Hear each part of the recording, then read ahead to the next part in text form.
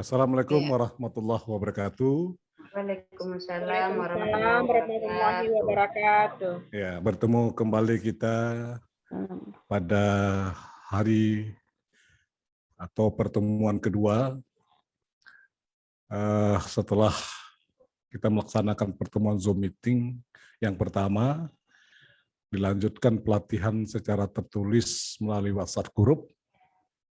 Berarti ini adalah pertemuan ketiga ya seluruhnya, pertemuan Zoom meeting yang kedua.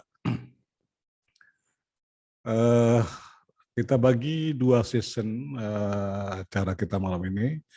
Pertama, saya akan menyampaikan tentang penulisan puisi. Nanti akan ada tanya jawab ya.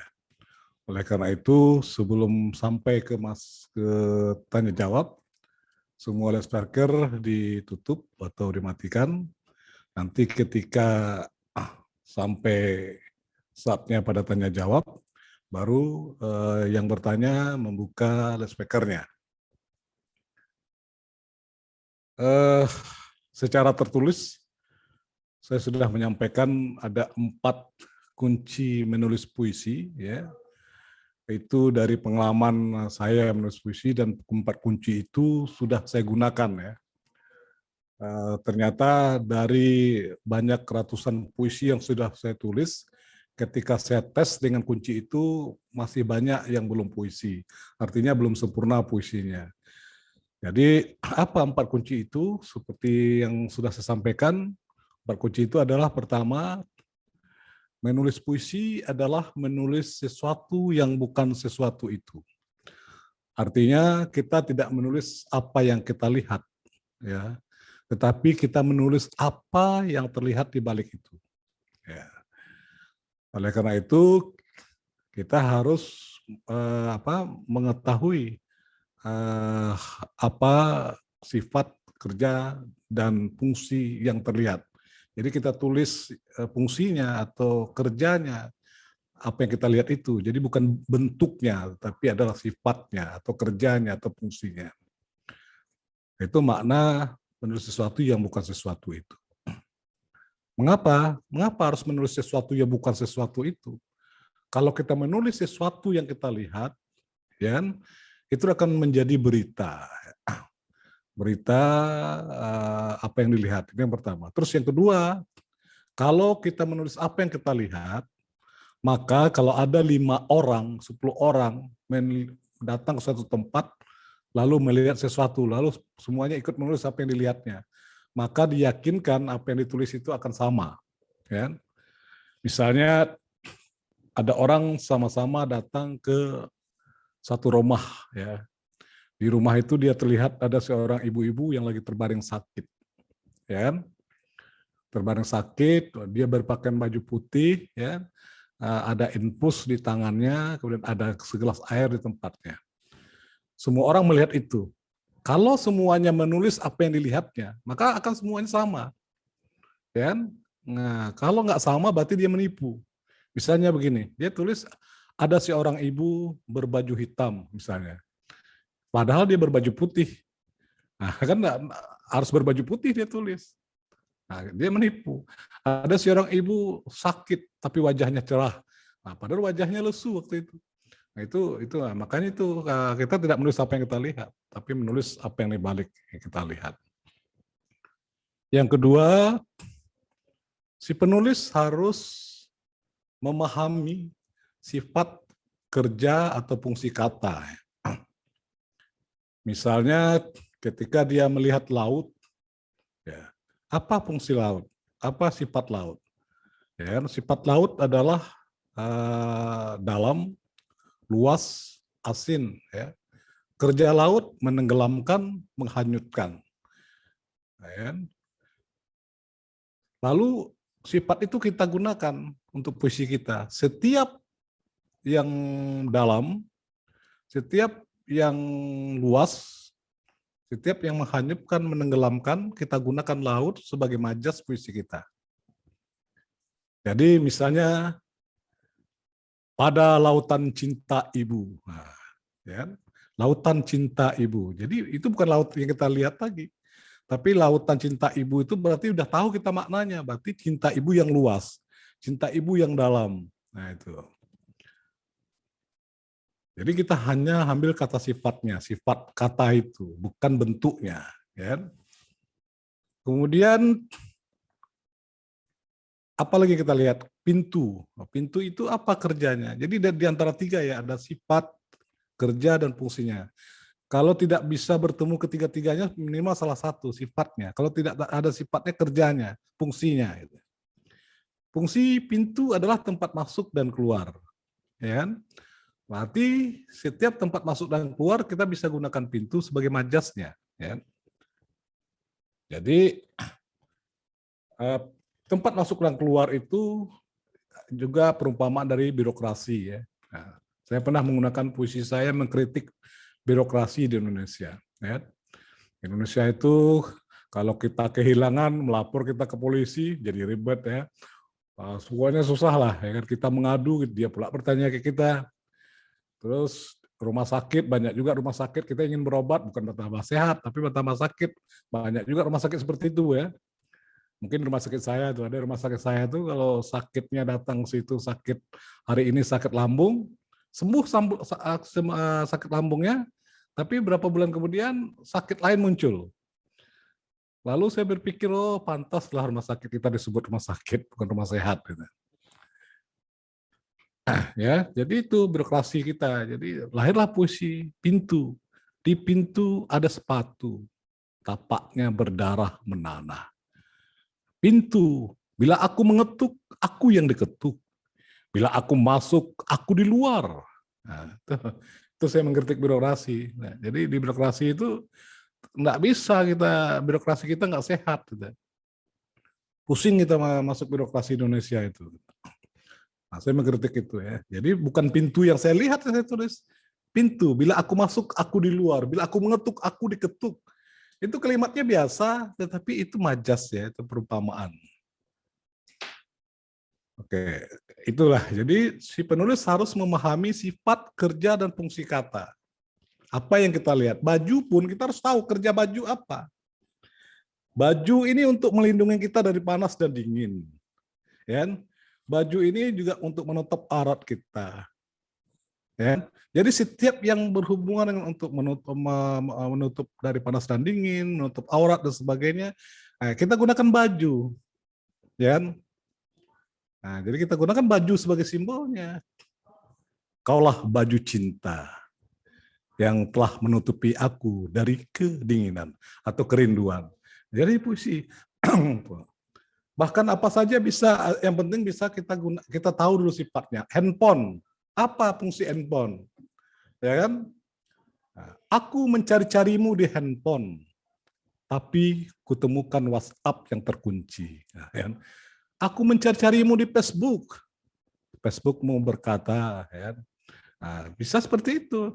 Apalagi anak-anak sekarang ya, seperti Rida, Aryani, siapa yang muda-muda itu bisa menggunakan simbol-simbol kekinian.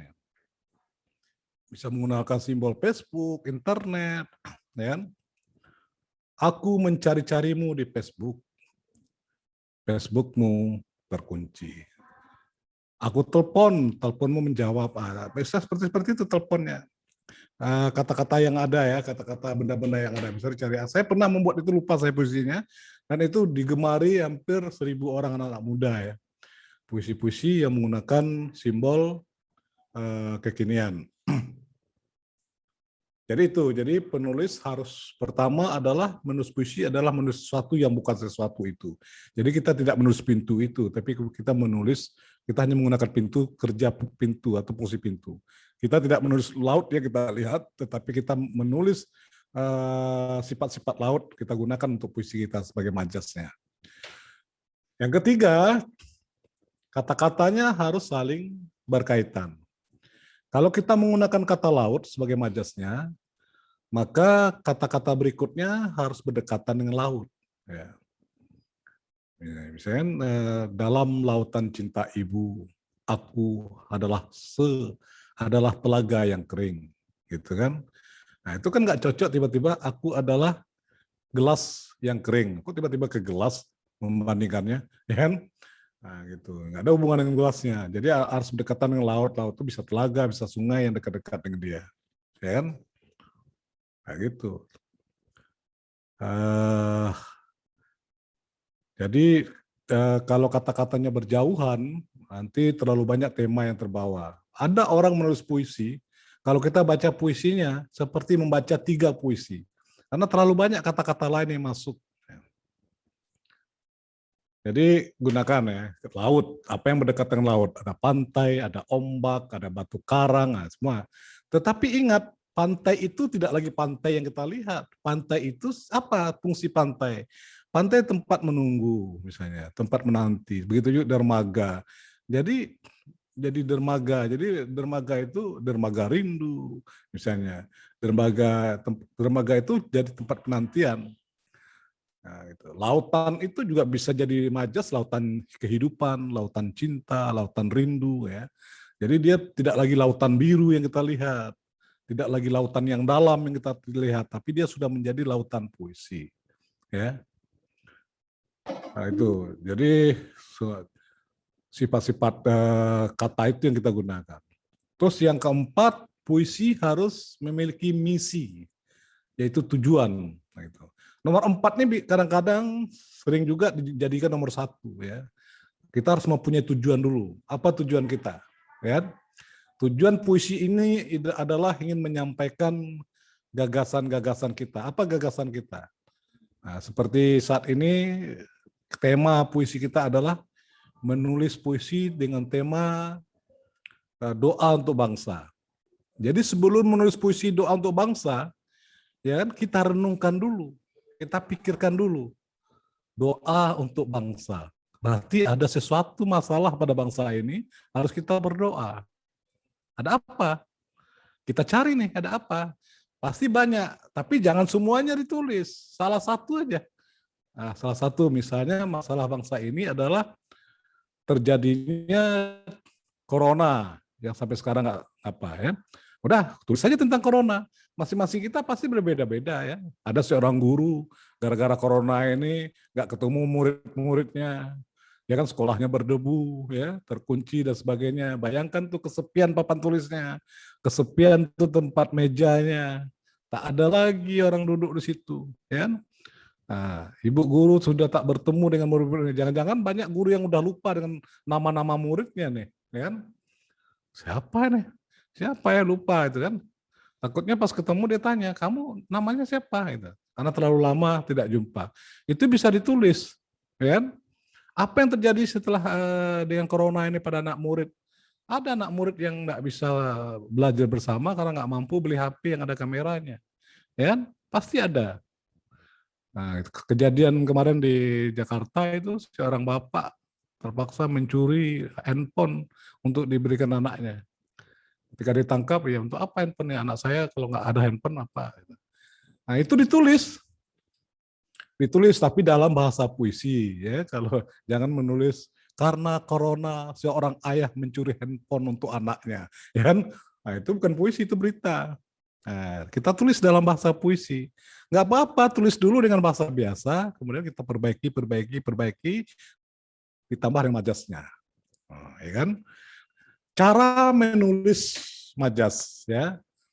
Jadi dulu saya berpikir menulis puisi itu adalah menulis kata-kata indah atau menulis kata-kata istilah, ya. Saya cari tuh, saya tulis tuh matahari, kata lain dari matahari apa? Mentari, Baskara. Bumi, kata-kata lain dari bumi apa? Mayapada. Bulan, kata bulan selain bulan apa? Rembulan. Angin, bayu. Saya kira menulis puisi seperti itu. Maka banyaklah kata-kata indah itu. Aku menunggu bayu, ya itu. Ketika rembulan tak bercahaya, Baskara pun entah hilang kemana. Jadi susunan kata-kata istilah itu banyak tuh yang nulis puisi seperti itu. Ya kan, banyak kata-kata istilah itu. Yang dia tinggal cari di Google, oh kata lain dari bumi. Bukan itu maksudnya. Majas itu bukan itu, bukan kata istilah. Majas itu adalah kata-kata biasa yang ditambah dengan kata sifat, berubah dia. Misalnya lautan biru. Birunya kita ganti dengan cinta, lautan cinta. Itu udah majas. Lautan rindu, itu udah jadi majas, sudah jadi puisi. Karena tidak lagi lautan yang kita lihat. Ya kan? Nah, begitu. Itu puisi. Jadi ada apa yang perlu diingat juga ya. Strategi untuk melahirkan majas itu adalah menambah kata kerja dan kata sifat. Atau menambah kata benda dan kata sifat.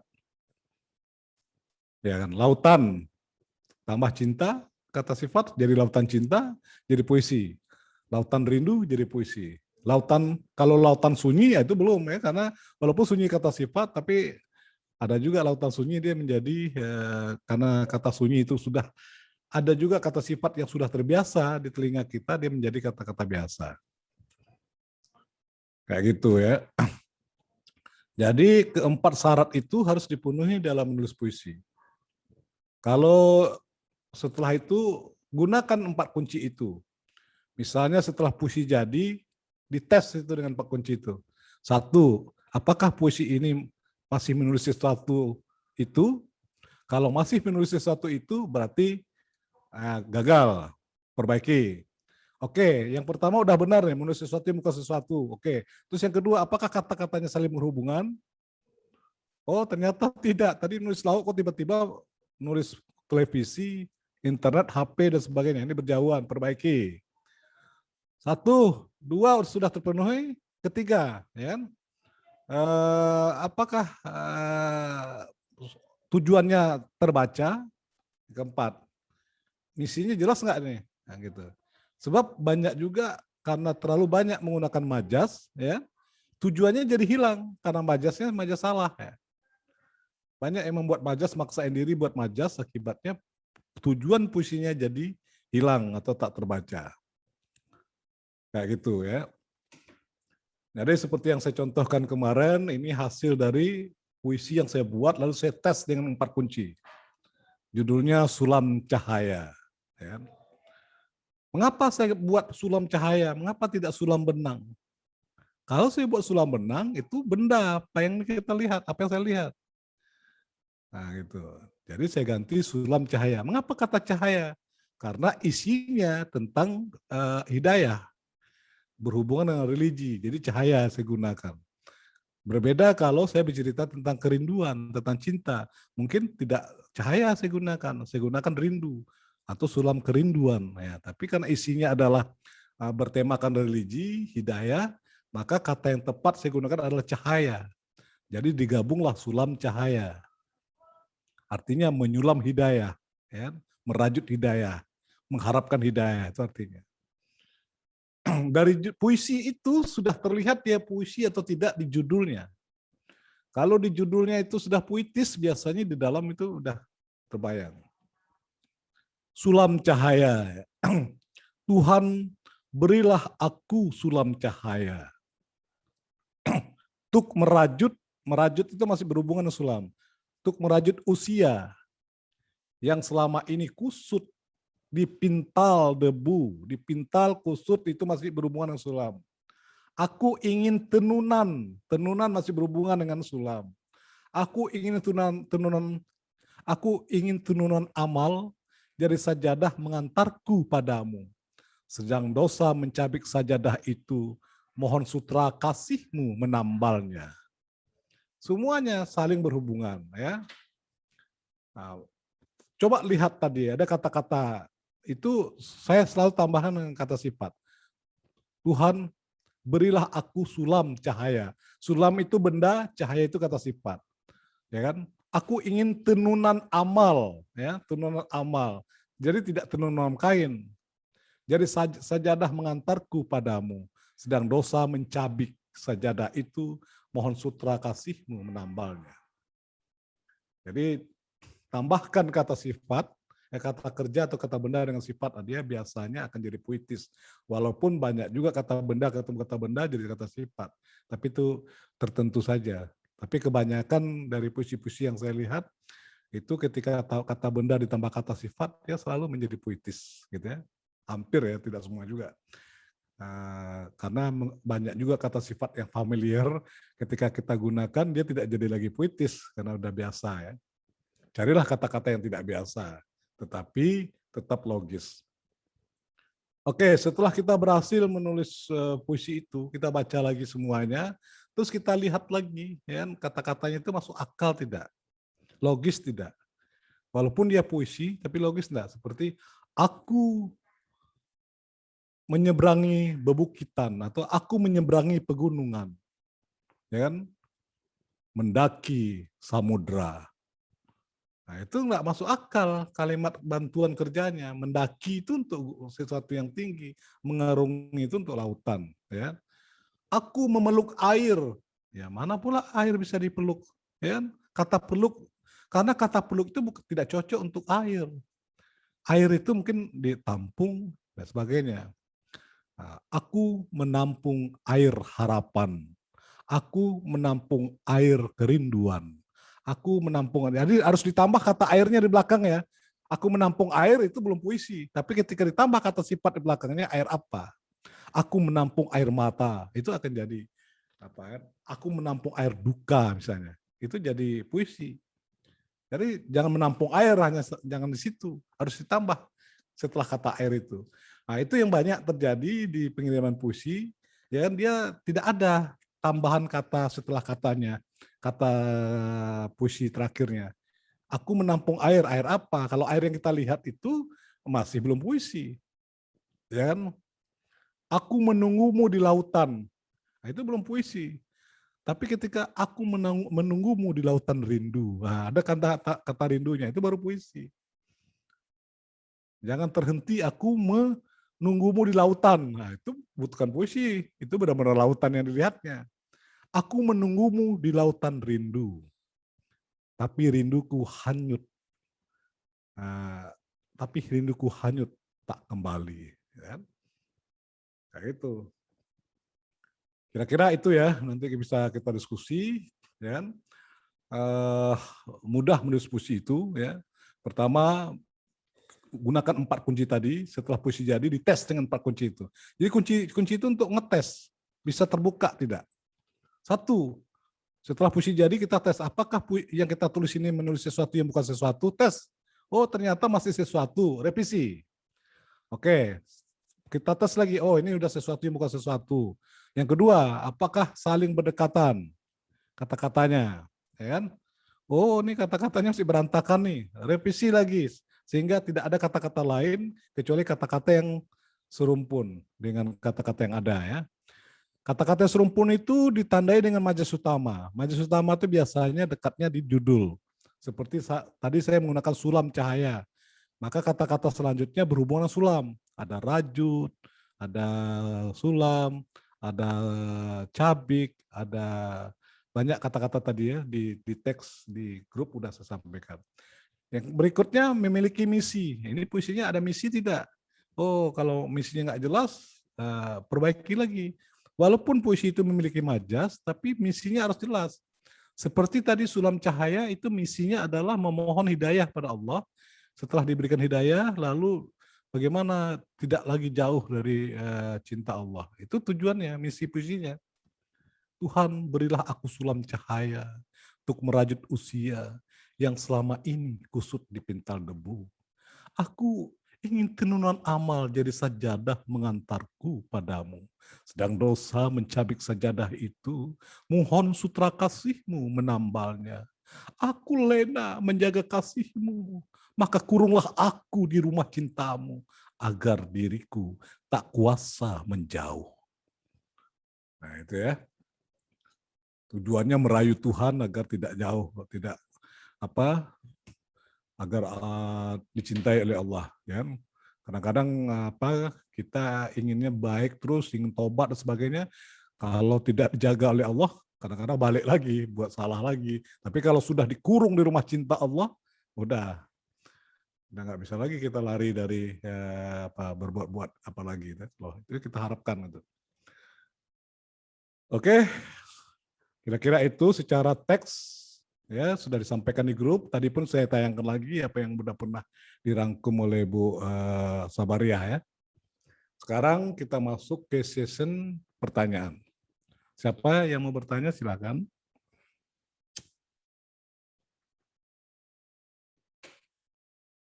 Kalau Pak Ali mau bertanya, Pak Ali dari Aceh.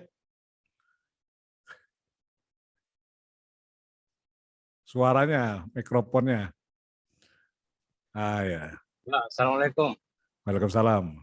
Ini sangat menarik, Bang Asri, dalam Ya, materi yang disampaikan. Kalau secara langsung kan lebih paham kita ya. ya, Jadi begini, ketika kita menulis puisi, itu harus ada 4 hal yang harus dipenuhi ya. ya.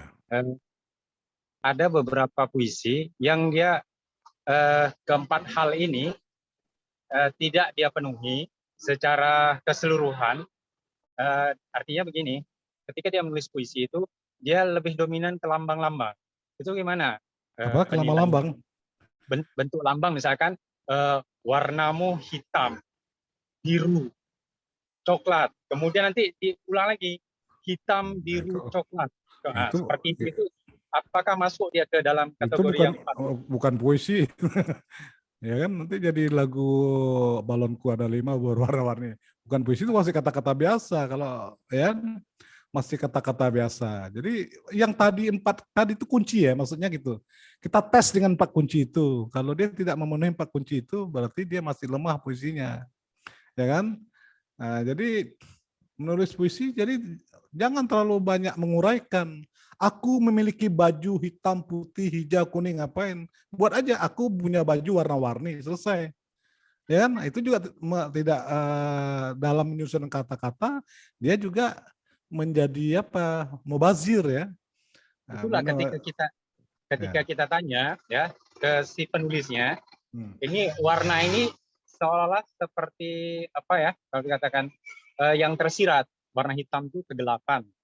Coba dia ditulis seperti itu. Jadi kita kan karena memang belum memahami secara utuh seperti yang disampaikan tadi ya, seolah itu sudah kategori puisi yang mungkin nilai sastranya ya untuk si penulis sendiri. Ketika kita kritik itu tidak merespon positif. Nah, kemarin setelah saya dapat materi ini yang dari WA, saya kirimkan ada 4 hal yang perlu diperhatikan bagi seorang penulis puisi. Jadi direspon memang yang ini, kalau ini bagaimana penilaiannya? Ya berilah penilaian, kalau ini masuk ke kategori yang ketiga, saya bilang kan. Dari kategori yang 4 itu masih masuk yang ketiga. Kalau belum utuh secara keseluruhan, ini saya pun masih ragu, puisi atau bukan. Saya sendiri kan kalau menulis puisi itu, terkadang dari pengalaman diri sendiri, langsung tuliskan. Nah, soal salah tidaknya nanti ketika kita sudah dapat pelajaran seperti ini, kita revisi lagi. Ya gitu. Jadi gini Pak Ali, semua orang awalnya menulis puisi itu adalah dari pengalaman masing-masing. Kadang-kadang dalam bentuk curhatan dan sebagainya. Itu baru gagasan. Pengalaman yang ditulis itu baru gagasan. Curhatan yang ditulis itu baru gagasan. Ide ya yang ditulis. Sekarang karena kita ingin menulis puisi, maka kita harus menggunakan kata-kata puisi. Lautan yang kita tulis akan menjadi lautan puisi. Ya kan? Langit yang kita tulis harus menjadi langit puisi. Gitu. Warna yang kita tulis jadilah warna puisi. Jadi bukan lagi warna yang kita lihat itu. Walaupun dia simbol dan sebagainya, tapi harus dia menjadi puisi. Gitu. Jadi tadi yang 4 tadi itu adalah kunci ya, bukan syarat ya, kunci. Kunci itu kita gunakan di saat kita nulis puisi. Pertama, masuk Kak yang pertama ini. Oh, tidak memenuhi. Jadi dia 4 itu satu rangkai. Ibarat kunci bermata 4. Ya kan? Kan ada kunci bermata 4, kalau kita nggak 4 matanya nggak bisa hidup tuh motor. Ya kan? Udah. Jadi tulis saja dulu lalu gunakan 4 kunci itu. Saya sampai sekarang masih menggunakan itu. Makanya saya revisi. Oh ini lari nih kata-katanya nih. Nah itu. Sebenarnya 4 kunci itu 4 dasar. Sebetulnya ada 7. Saya tidak berikan yang 7 itu karena itu proses pengalaman. Yang ada lagi yang kelima itu namanya rima. Ya kan? Rima itu irama ya. Kemudian keindahan kata. Itu berikutnya tinggal bumbu-bumbunya aja lagi make up-nya. Tapi 4 ini dulu syaratnya. Kalau syaratnya udah oke, baru kita bermain pada irama, rima. Itu baru pilihan kata-kata, ya. Keindahan kata-kata. Nah, Ada 7 itu ya, tapi itu proses nanti akan ketemu sendiri yang 7 itu. Jadi gitu Pak Ali. Ya, Jadi satu Pak lagi, Ali, Pak. apa lagi? Ya. Satu lagi berkenaan dengan puisi haiku. Sekarang kan lagi ini ya, tren Ya. puisi haiku. Jadi ketika ada kita memunculkan bahasa dalam puisi itu bahasa sastra, dimunculkan puisi haiku. Jadi kurang ketertarikan gitu. Ya. Jadi di puisi haiku itu saya lihat di media online itu lebih ini dia, lebih banyak orang menulis itu dibandingkan yang biasa kita pahami. Jadi haiku itu adalah salah satu bentuk puisi. Puisi itu macam-macam bentuknya. Ya. Ada haiku, ada sonata, ada puisi apa yang bercerita tentang kesedihan itu, macam-macam itu bentuk ya. Ya. Bentuk puisi. Sama juga rumah, ada gubuk, ada gedung, ada rumah sederhana, macam-macam. Sebagai penulis puisi pemula, jangan tiba-tiba langsung ke bentuk. Ya. Buat dulu puisi. Jadi ibarat bangun rumah, apa syarat rumah itu? Syarat rumah itu pertama harus memiliki pondasi, memiliki tiang, memiliki atap, memiliki dinding, memiliki pintu. Itu syarat rumah. Walaupun bentuknya tidak indah, seperti gedung mewah dan sebagainya, tapi dia sudah bisa tempat berdiam. Jadi fungsi rumah itu tempat untuk berdiam, berlindung, berteduh, dan sebagainya. Ya kan? Itu dulu, puisi juga situ, begitu. Apa syarat puisi? Dia harus punya pondasi. Pondasi puisi itu adalah majas itu. Ya kan? Tiangnya apa? Ya kan? Tiangnya adalah kata-kata. Dindingnya adalah gabungan dari beberapa kata itu. Atapnya apa? Atapnya misi puisi itu. Ya kan? Nah, pintu itu ya tempat masuk keluarnya gagasannya. Itu puisi. Jadi walaupun dia sederhana, tapi dia sudah puisi. Untuk apa membuat sesuatu yang indah-indah dan sebagainya, tapi dia belum menjadi puisi? Ya kan? Untuk apa? Dia membangun rumah mewah katanya, gedung lantai 4, tapi nggak ada pondasinya. Ya kan? Tapi nggak ada pintunya, tapi nggak ada atapnya. Ya kan? Terlihat indah dari depan, tapi nggak ada atapnya. Percuma. Puisi juga seperti itu. Untuk apa menulis puisi haiku, menulis puisi ini, tapi dasar puisinya dia tidak kokoh. Jadi sebagai penulis pemula, tulislah puisi, walaupun sederhana, tetapi dia sudah puisi. Sudah punya pondasinya, yaitu majas, sudah punya tiangnya, ada pilihan kata-kata, sudah punya dindingnya, yaitu kumpulan kata-kata, sudah ada atapnya, yaitu misinya, sudah ada pintunya, yaitu tempat keluar ide dalam puisi itu. Ya, itulah puisi. Jadi kadang-kala banyak orang belum memahami menulis puisi, dia sudah mau menulis haiku, dia menulis sonata dan sebagainya. Sementara puisi normatif saja dia belum bisa membuatnya. Ya kan? Nah, tiba-tiba melompat ke puisi, bentuk-bentuk puisi gitu. Jadi kemudian juga nanti di kunci berikutnya itu adalah menulis puisi itu adalah hemat kata-kata ya, hemat kata-kata. Puisi yang kuat adalah puisi yang kata-katanya berdiri sendiri, tidak ada tambah awalan dan akhiran, kecuali terpaksa ya untuk merangkainya, kadang-kadang terpaksa. Tapi kalau ada satu kalimat tiba-tiba sudah ada kata bantu, pakai yang, ya kan, pakai apa itu. Usahakan satu baris paling satu kata, ya. Sulam cahaya. Tuhan beri aku sulam cahaya. Berdiri sendiri tuh. Tuhan beri aku sulam cahaya. Untuk merajut usia. Ya, merajut. Untuk rajut juga bisa. Tapi karena harus merajut. Saya kata tapi tidak banyak itu. Kalau terlalu banyak kata-kata bantunya, pakai yang lagi, pakai ke lagi, itu lemah dia. Yang namanya kata bantu, berarti kata-kata itu lemah. Kalau bisa cari kata-kata yang berdiri sendiri. Semakin berdiri sendiri dia semakin kuat puisi itu. Nah, itu langkah ke-5 ya, ke-6 dan ke-7 itu. Kasih penjelasannya Bang ya. Oke, Pak Ali nanti dibaca lagi konsep itu ya. Konsep itu tidak ada di buku pelajaran. Itu proses pengalaman saya merenung-renung puisi saya dan puisi orang lain. Nah, dan itu saya gunakan sampai saat ini. Bayangkan dari ratusan puisi saya, akhirnya saya seleksi lagi dengan 4 kunci itu, yang selamat cuma 70 puisi.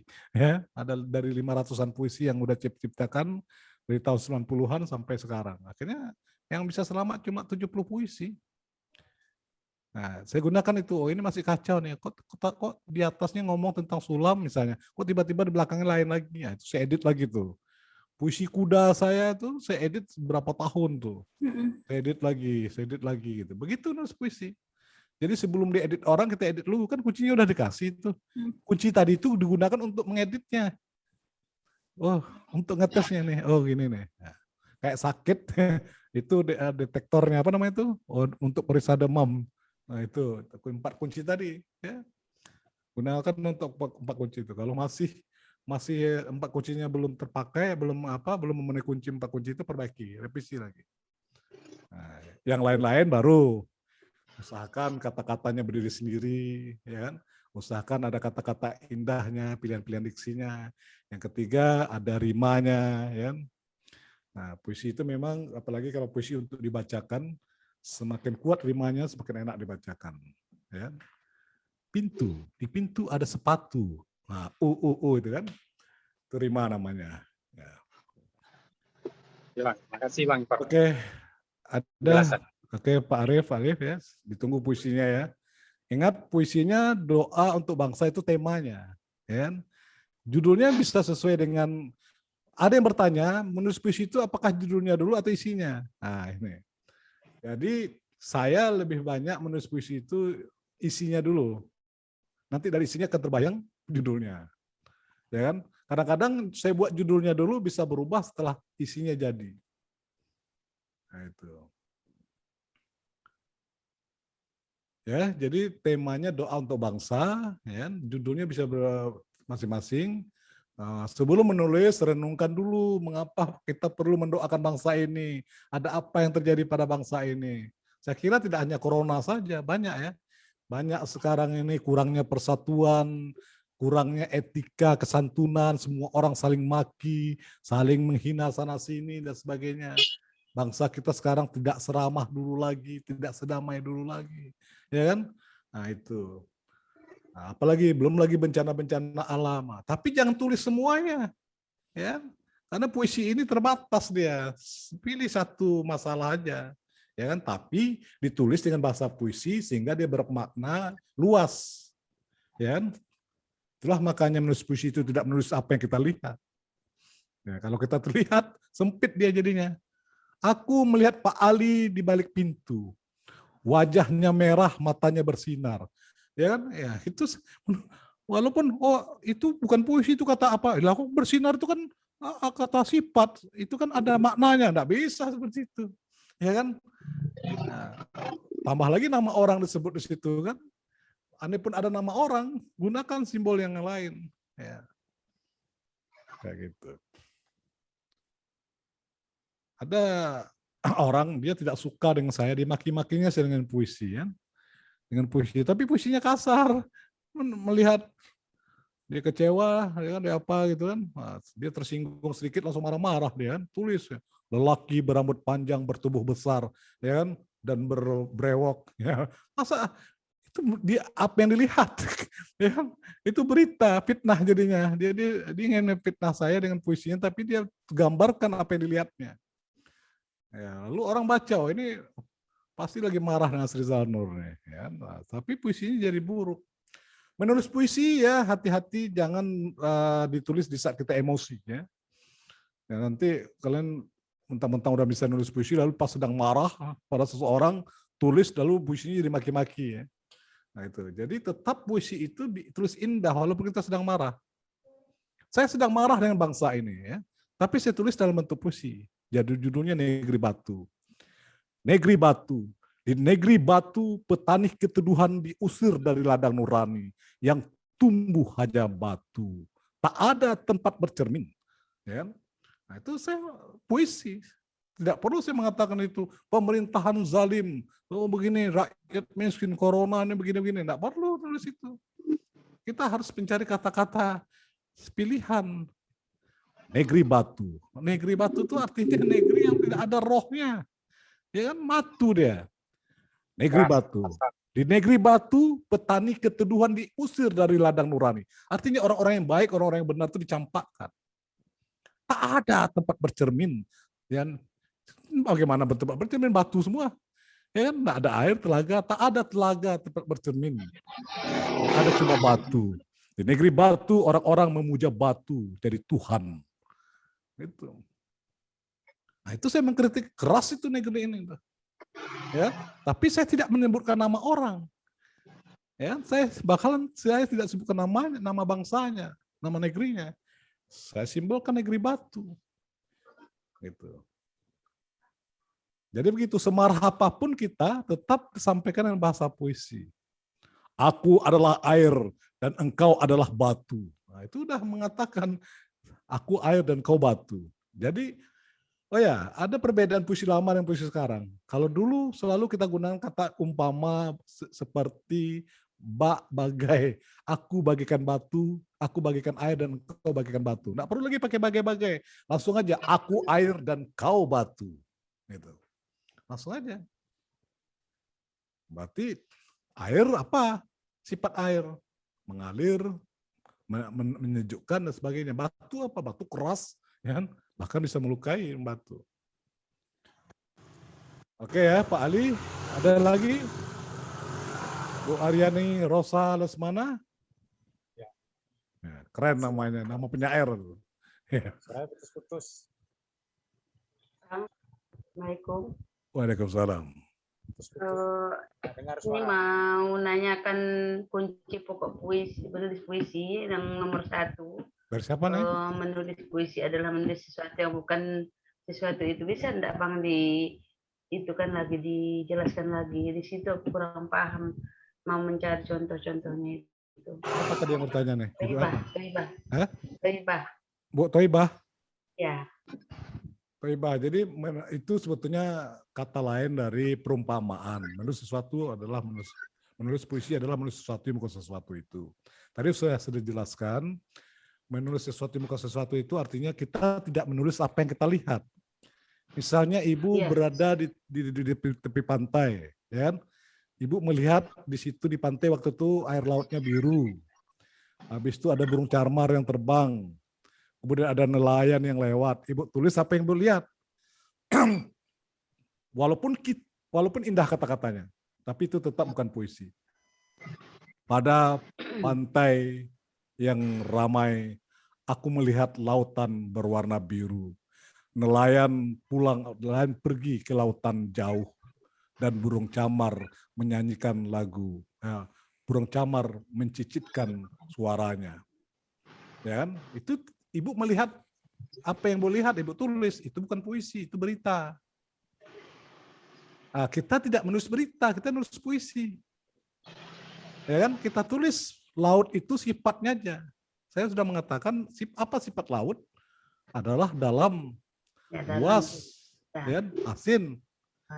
Nah, pernah enggak dengan kata-kata jangan menggarami laut? Ada kan? Jangan engkau menggarami laut. Pernah nggak dengar itu? Pernah. Nah, karena garam digunakan, kata garam itu sifat dari laut. Masa laut digarami? Laut itu aja udah asin. Nah, itu udah puisi, majas, perumpamaan. Pernah nggak dulu masa-masa kecil orang-orang tua dasar kepala batu? Pernah nggak dengar? Ya kan? Mengapa tidak dasar kau kepala hitam? Mengapa tidak seperti itu? Mengapa kepala batu? Karena itu perumpamaan, kepala yang tidak mau berpikir, keras kepala, dan macam-macam. Kalau orang Melayu tuh ada lagi tuh kepala batu, ada kepala angin lagi namanya. Kepala angin itu berubah-ubah pikirannya. Ya, nah, jadi itu Bu Toibah, kita tidak menulis apa yang kita lihat, tapi kita menulis apa yang dibalik yang kita lihat. Nah, jadi oleh karena itu caranya adalah kita gunakan kata-kata yang kita lihat itu laut, gunakan sifatnya. Gunakan kerjanya. Apa sifat laut? Dalam, luas, asin. Berarti setiap yang dalam dan asin kita gunakan laut sebagai majasnya, sebagai perumpamaannya. Pada lautan cinta ibu. Nah, lautan cinta ibu itu bukan lagi laut yang kita lihat. Ya kan? Tetapi sudah menjadi lautan puisi. Yaitu cinta ibu yang dalam, cinta ibu yang luas. Tapi kalau ibu masih menulis pada lautan biru, itu bukan puisi, karena memang lautan itu biru seperti yang dilihat, ya kan? Nah itu yang maksudnya menulis sesuatu bukan sesuatu itu, artinya perumpamaan dengan menggunakan kata yang kita lihat. Ketika kita datang ke dapur, kita lihat ada tikus berkeliaran di pintu sehingga masuk ke lemari makan kita, lalu dia mencuri. Lalu kita tulis ada tikus dan mengendap maling makanan di lemari pintu, di lemari makanan. Lalu cahaya mengintipnya dan tikus itu berlari. Nah, itu bukan puisi, itu berita. Ya kan? Tapi bagaimana kita gunakan tikus itu untuk puisi kita? Gunakan sifatnya saja, kerjanya. Apa sifat tikus? Menggerogoti, kerja tikus menggerogoti. Ya kan? Nah, menggerogoti, mencuri. Berarti setiap yang menggerogoti, mencuri, kita bisa gunakan tikus sebagai perumpamaannya. Nah, ya kan? Saya menggunakan tikus karena sudah terlalu banyak orang menggunakan tikus kantor, tikus bedasi, saya cari kata lain. Namanya jadi tikus api. Tikus api. Di negeri tikus api, sulit beda antara tikus dan kelinci, pencuri dan orang suci. Di negeri tikus api, sang pemburu menembak hatinya sendiri. Nah, itu saya mengkritik tentang koruptor dan mengkritik orang-orang pengadilan. Dia suruhnya menghentikan korupsi, dia sendiri bekerja sama dengan koruptor. Nah, kan menembak hatinya sendiri. Gitu. Itu Bu Taibah. Kan gini Bang, Ya. saya pernah ikut pelatihan di Balai Bahasa juga.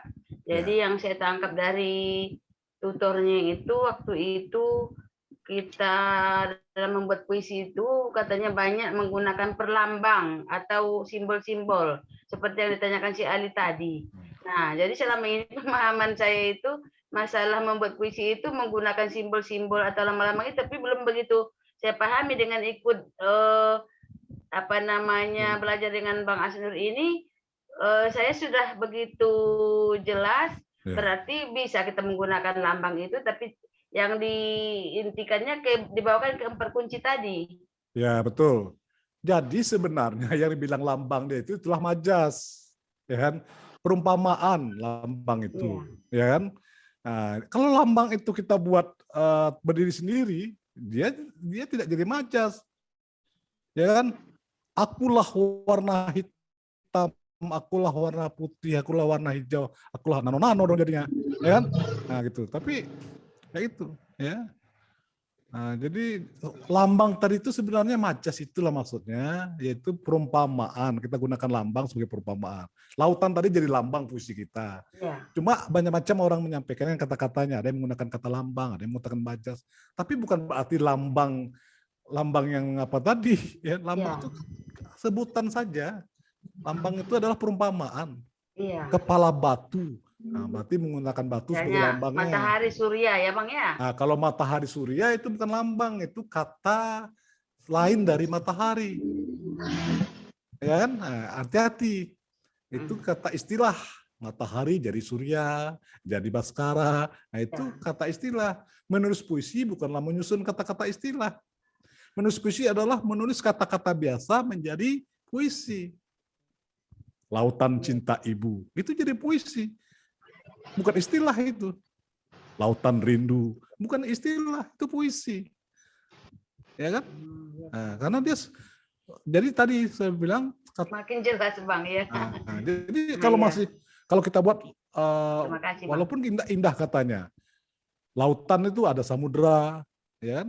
Nah, kalau kita tetap mengatakan samudera biru, walaupun samudera biru tetap juga sama dengan lautan biru artinya, ya kan? Matahari terang, kita ganti dengan baskara terang, ya tetap aja matahari itu. Tapi ketika kita mengatakan matahari hati, itu udah berbeda. Matahari hati berarti kita gunakan hati ini menerangkan kalbu kita, menerangkan jiwa kita. Ya, berbeda dengan baskara terang. Walaupun kita kan ganti kata matahari dengan baskara atau surya. Ya, surya jiwa itu jadi puisi. Ya, tapi surya terang di langit biru itu bukan puisi, tetap dia berita. Ya kan? Tapi ketika mengatakan surya jiwa, bawalah aku ke jalan yang terang, ya kan? Itu jadi puisi, artinya kita menerangkan jiwa kita ini, menerangkan jalan perjalanan hidup kita. Oke, Bu Tebah ya. Nah, caranya Ibu tulis-tulis lagi puisinya setelah satu bait. Jadi Ibu baca, Ibu gunakan kunci. Satu kunci pertama. Memenuhi syarat nih. Oh tidak nih, aku masih menulis apa yang kulihat nih. Oh salah. Nah, udah. Tambah dengan kata sifat. Kata benda tambah kata sifat itu jadi puisi. Iya. Ya. Iya Bang. Kasih Bang. Segelas air. Puisi enggak? Hah? Tidak. Kalau Ibu buat segelas rindu? Puisi. Nah, itu karena dia bukan lagi gitu, kan gampang. Jadi kata benda tambah kata sifat. Iya. Jadi puisi. Ya kan? Iya. Aku menunggumu dengan segelas kopi. Puisi enggak? Tidak. Hah? Tidak. Aku. Menunggu segelas kopi. Ah, itu sama ya. Berarti udah paham. Iya. Berarti Ibu, Terima kasih Bang ya. itu tadi Ibu udah paham berarti. Jadi Ya, tidak makasih, menulis apa yang. Bang. Oke, senang sama-sama. Oke. Ada lagi yang lain? Ada Ibu Helwia Inhu dari Riau. Nah, ini baru lihat orangnya. Nampaknya Ibu Helwia ini udah Iya, banyak ikut kegiatan perwas ya? udah, tapi mungkin kurang aktif karena kesibukan yang lain. Tapi ini pingin lebih mantap lagi belajar puisinya. Ya. Dari tadi udah nulis-nulis sesuai yang Abang bilang. Ya. Ketemu. Coba tulis. Gampang kok, buat aja satu baris. Gampang. Berarti kan Dengar ya Bang ya. ya. Jutaan tetes perjuangan menjadi lautan tangis. Jutaan tetes perjuangan menjadi lautan tangis. Jutaan tetes perjuangan menjadi lautan tangis. Ya, itu udah puisi ya kan, karena tidak lagi lautan itu, tapi dia lautan tangis, lautan kesedihan, ya kan? Nah, gitu. Tapi ada lagi pilihan kata-katanya, ya kan? Karena tetes itu tidak bisa dijumlahkan dalam bentuk jutaan. Oh, gitu. Nah, ya kan? Nggak bisa dia seperti kata benda lain yang bisa dihitung. Siapa yang bisa menghitung air hujan? Iya. Nggak bisa dihitung. Entah miliaran, entah apa, nggak bisa kita sebut jutaan. Jadi kalimat air apa itu nggak bisa kita buat dia seperti kata benda yang dihitung, tetes, jutaan tetes. Ya? Nggak bisa kalau yang lain-lain, ya, bisa cari kata lain lagi. Tapi itu sudah menulis sesuatu yang bukan sesuatu itu. Ya. Cuman pilihan katanya belum. Tinggal pilihan katanya, karena kita nulis puisi tentu harus indah ya. Harus indah, yang apa? Tinggal pilihan katanya. Yang penting udah sadar, aku masih tidak lagi nulis sesuatu itu, tapi sudah sesuatu yang sadar dulu itu. Oke Bang, diangsur ini. Ya, oke, sip ya. Sip. Oke, sudah Ibu Tebah sudah tahu menulis sesuatu bukan sesuatu itu. Bu Elwia malah sudah mempraktekannya. Dia sudah menulis sesuatu bukan sesuatu itu, tinggal memilih diksinya, pilihan kata-katanya, sehingga dia menjadi puitis. Oke, ada lagi Ibu Marita Mahyudin. Ada pertanyaan nih Bu dari si Junjung? Ini yang muda-muda mana nih? Rida belum bertanya nih Rida.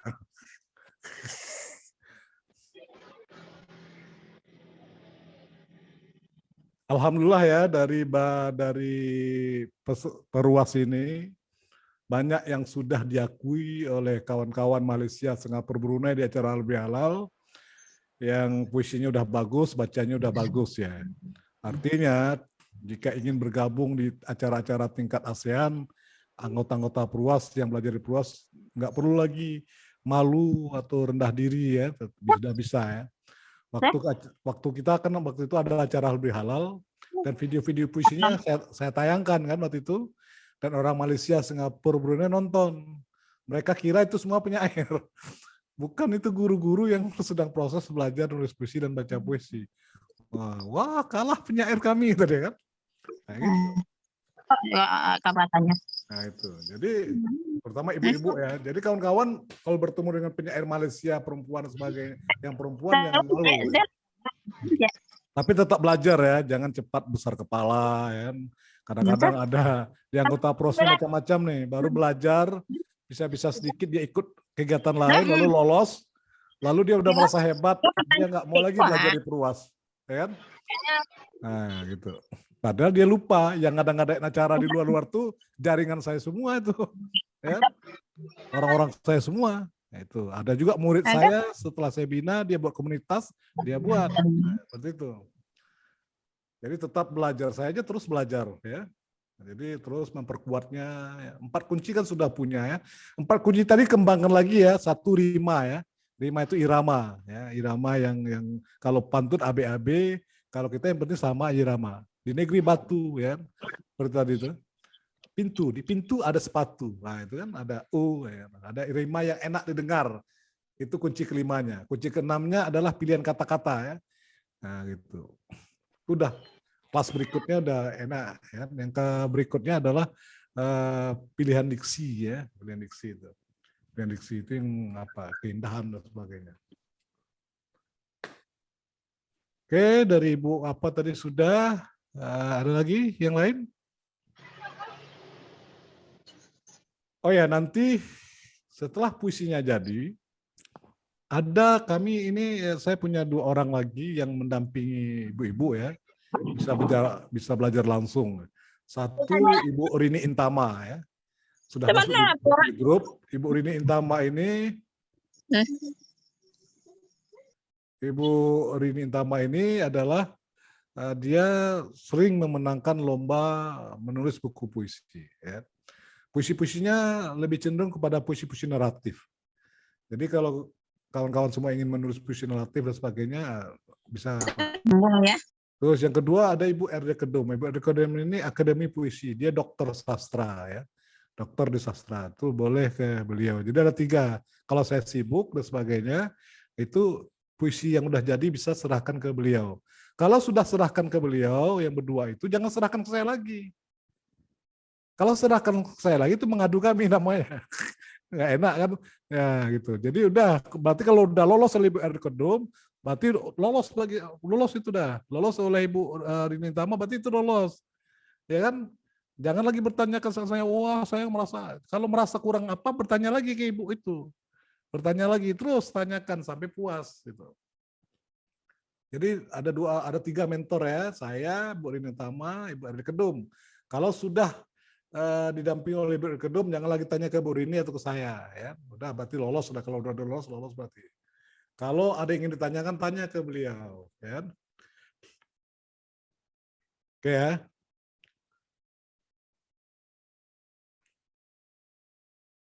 Ada yang bertanya?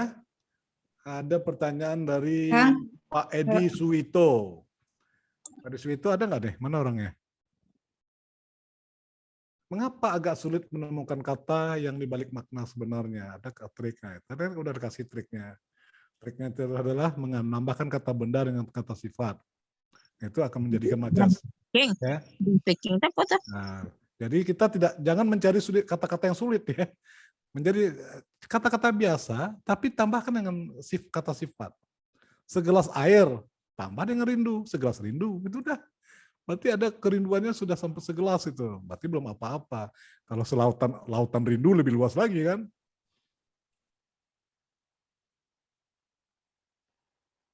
Oke, ini ada Ibu Winarmi. Mana nih orangnya? Hadir katanya. Mana orangnya? Bu RD Kedom, izin Bang As, baterainya lobet. Bu Invita, Assalamualaikum, udah selamat semuanya. Assalamualaikum. Mohon tunggu sebentar ya Pak Asnur, sedang menyelesaikan makanan malam. Itu dari saya. Assalamualaikum. Oke. Pak Suito gitu triknya Pak Suito. Jadi jangan mencari kata-kata di balik makna, kita yang menciptakannya. Kan? Dalam lautan ibu, tambah aja kata benda dan kata sifat, yang kata yang kita lihat yang kata sifat, jadi puisi dia. Tapi tidak sembarangan ya, harus sesuai dengan puisinya. Tujuannya. Tujuan saya adalah ingin mendapat hidayah. Apa kata-kata hidayah, majas hidayah yang cocok? Saya gunakan cahaya. Jadi cahaya. Kalau isi puisi saya bercerita tentang kerinduan atau cinta, mungkin tidak akan jadi sulam cahaya, bisa menjadi sulam kerinduan atau sulam rindu atau sulam cinta, ya. Nah, itu tergantung isi. Jadi kata sifat atau majas itu kita gunakan kalau jangan menyalahi tujuannya. Tujuan puisi kita apa? Ya, nah itu. Jadi pilihanlah. Nah, dan kemudian kita pilih kata-katanya yang sesuai. Jangan salah. Aku menunggang motor, aku mengendarai kuda, benar nggak? Nah, kuda itu ditunggangi, bukan mengendarai, motor dikendarai. Nah, hati-hati, aku memeluk air, ya kan? Nah, gitu. Aku melayari pegunungan, nah, itu banyak salah itu. Jadi kata-kata kerjanya harus disesuaikan dengan kata yang kita gunakan. Kalau enggak, lucu dia jadinya, enggak logis. Ya. Dan harus berhubungan kata-katanya tadi ya. Misalnya kalau kita ingin menggunakan baju sebagai majas puisi kita, maka berhubungan dengan baju. Jangan tiba-tiba ada sepatu di situ. Kaulah baju cintaku. Tak ada lagi dingin dan panas. Ya. Nah, itu. Ada baju cinta, aku ukir warna-warni. Ada warna-warni kehidupan. Kini baju itu sunyi setelah engkau pergi. Ya. Tak ada lagi yang dapat menutupi kerinduan. Jadi baju jadinya. Dari baju bisa, tapi kita harus tahu dulu fungsi baju apa. Nah, setelah, jadi apa yang berhubungan baju? Jangan tadi nulis baju, tiba-tiba nulis sepatu pula.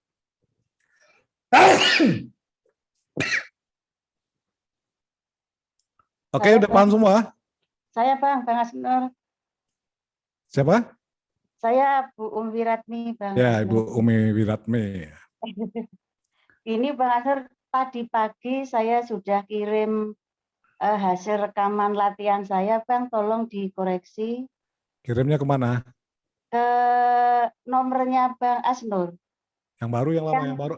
Yang baru ini ya? Yang lama, Bang, yang lama. Kirim yang baru ya? Oh, yang baru saja. Nah, yang baru itu udah iya. sakitan tuh, saya sakit, ikut sakit juga tuh nomor tuh. Ya, Bang. Kemudian yang baru ada pertanyaan, bagaimana ini masalah cara membaca puisi, Bang. Bagaimana cara membaca puisi itu bisa punya roh atau nyawa, Bang? Ya. Terima kasih. Oke, jadi membaca puisi adalah menghidupkan puisi. Ya. Puisi itu di dalam teks itu dia tertidur. Nah, kita membaca puisi harus bisa membangunkannya. Membaca puisi adalah membaca peristiwa-peristiwa yang disampaikan penyair melalui puisinya. Jadi itu, jadi kita ini yang membaca puisi, suara itu adalah mediator dari puisi itu. Bagaimana dengan suara kita, orang terbayang apa yang kita sampaikan. Ya, nah ini membaca puisi ini adalah profesi saya yang andalannya ya, maksudnya mayor saya di membaca puisi. Nah, saya sudah mendapatkan ilmu membaca puisi itu menggabungkan dari berbagai cara ya. Pertama menggabungkan teknik penyiar radio ya, baca puisi. Penyiar radio itu ya, itu orang tidak melihatnya, tetapi orang merasakan apa yang disampaikannya. Pernah nggak dengar radio? Iya. Ibu lihat nggak? Dia nggak lihat nggak Ibu? Tidak kan? Enggak. Ibu lihat, dia tidak. Tapi Ibu ketika mendengarkan kata-katanya, seolah kita merasakan apa yang dikatakannya. Iya, Pak. Nah, itu dulu saya menjadi penyiar radio di Pekanbaru ya. Yang di Pekanbaru mungkin masih ada nggak radio itu ya? Radio Monaria namanya, radio FM. Itu kerja saya menemani orang tidur, ya, menemani orang yang sedang bangun dan sebagainya. Orang tidak lihat saya dan saya tidak lihat mereka, tapi kami berkomunikasi, ya. Misalnya begini, baiklah saudara pendengar di mana saja Anda berada, saya yakin pada malam yang berbahagia ini, tentu Anda tengah menikmati istirahat Anda. Apakah itu dengan kekasih yang telah menjadi istri atau suami Anda, atau iya, dia yang telah pergi entah kemana. Di luar sana kita lihat ada pepohonan rindang, angin sepoi-sepoi, dan ada ayunan di pohon itu. Apakah tempat itu pernah jadi sejarah Anda? Ya, kita dengar satu lagu, Angin Malam. Nah, itu. Sok tahu kan? Dia tahu, dan yang mendengar pun terasa. Oh, aku banget misalnya gitu. Kalau kita membaca puisi, bisa seperti itu, ya. Puisi itu, suara kita jadi mediator dari puisi itu, maka puisi akan sampai. Ya, jadi membaca puisi adalah membaca peristiwa-peristiwa yang disampaikan penyair melalui puisinya. Membaca puisi adalah menghidupkan puisi yang terbaring di teks puisi. Ya kan, itu membaca puisi. Jadi membaca puisi bukan sekedar membaca indah. Ya, maka jangan lagi membaca puisi di abad 18-19 ya. Tuhanku dalam termangmu, tangannya dibuat seperti ini, wah, bukan begitu baca puisi. Baca puisi itu menyampaikan maksud kata-kata itu, mengkomunikasikan. Oleh karena itu artikulasi intonasinya harus jelas. Selamat malam Tuan. Selamat malam Tuan. Selamat malam Tuan. Selamat malam Tuan. Itu satu kalimat dengan irama yang berbeda, intonasi yang berbeda, berbeda artinya. Kalau terjebak pada membaca puisi indah, akan sama arti semuanya. Selamat malam Tuan. Selamat malam Tuan. Nah, tidak ada. Ya kan, baca puisi bukan seperti itu. Jadi membaca puisi itu membacakan maksud puisi itu. Jadi tidak perlu di ayun-ayun. Ya, baca judulnya biasa aja. Ya, Tuhan. Judulnya Doa kepada Pemeluk Teguh. Karya Chairil Anwar. Tidak perlu. Doa kepada Pemeluk Teguh. Karya Chairil Anwar. Nggak perlu gitu. Biasa aja. Doa kepada Pemeluk Teguh. Karya Chairil Anwar. Chairil Anwar dalam goresan penanya, doa kepada Pemeluk Teguh, itu udah ketinggalan. Orang-orang anak-anak sekarang itu, orang-orang sekarang itu suka yang simpel-simpel aja. Doa kepada Pemeluk Teguh. Karya Chairil Anwar. Tuhanku, dalam termangu, aku masih menyebut namamu. Biar susah sungguh mengingat kau penuh seluruh. Tuhan, aku hilang bentuk, remuk. Nah, itu sedih, tapi sedih yang tidak perlu merengek-rengek. Tuhanku, dalam termangu. Nggak perlu gitu. Kita sedih, tapi penontonnya ketawa ngapain? Jadi kesedihan itu kita manage. Kemarahan dalam puisi kita manage juga. Biar orang yang dengar kita yang marah. Biar orang yang mendengar kita yang sedih. Jangan kita yang meneteskan air mata. Sampai harus pakai bawang. Saya dulu ikut lomba baca puisi itu. Dia ikut bawa bawang dari rumahnya agar air matanya keluar. Nggak perlu. Yang perlu menangis itu yang penontonnya. Ya kan? Itulah baca puisi itu. Jadi suara kita menjadi mediator puisi itu sehingga yang mendengarnya terasa apa yang kita sampaikan. Ada daun jatuh ke bumi, ada gelas jatuh ke lantai. Sama-sama jatuh, tapi peristiwanya berbeda. Yang satu jatuhnya di atas tinggi, jatuh ke bumi, yang satu lagi di atas jatuh ke lantai yang cepat. Bagaimana dengan suara bisa menyampaikan peristiwa itu? Nah, itu tugas kita membaca puisi. Kalau membaca indah yang selama ini ada di kepala, banyak orang tentang baca puisi, maka tidak akan sampai maksud kata-kata yang ditulis itu. Daun itu jatuh ke bumi, gelas itu jatuh ke lantai. Hah, nggak ada yang disampaikan. Itu makanya banyak orang baca puisi jadi seragam karena dia tidak membaca puisi, tetapi dia mengindah-indahkan bacaan. Harusnya begini. Daun itu jatuh ke bumi. Gelas itu jatuh ke lantai. Nah, nampak terbayangkan, yang satu cepat, yang satu lambat, melayang-layang dia. Jadi membaca puisi itu kita menggambarkan dengan suara kita apa yang disampaikan puisi itu. Itu Bu Umi Wiratmi ya. Ya Bang, makasih. Nah, Jadi untuk gestur itu nggak usah melambai-lambai. gestur nggak perlu mentang-mentang Tuhan di atas, tangan ke atas, nggak perlu. Yang penting-penting aja. Ya, hatiku, mentang-mentang hatiku di sini, hatiku, tangan di sini. Tidak perlu banyak-banyak gerakan. Sekali-sekali boleh. Kalau diam juga nggak bagus kan. Masa baca puisi dari awal sampai habis gini terus, ya tetap. Tapi jangan terlalu banyak kalau nggak penting. Ya. Oh iya. Gitu. Kalau sampai ada si pembaca puisi sampai jongkok-jongkok itu juga nggak bagus ya, Bang Asnur? Jadi gerakan itu tergantung dari puisinya. Ya. Saya ada baca puisi sambil berlari, saya ada sambil berteriak, berjingkrak-jingkrak, tergantung puisinya. Ya. Saya sambil berjoget, saya ada baca puisi itu. Kuda, hentak tenaga, melesat ke awang, puncak dengus itu saya bergoyang panggung, tergantung puisinya. Oh iya Bang. Ya.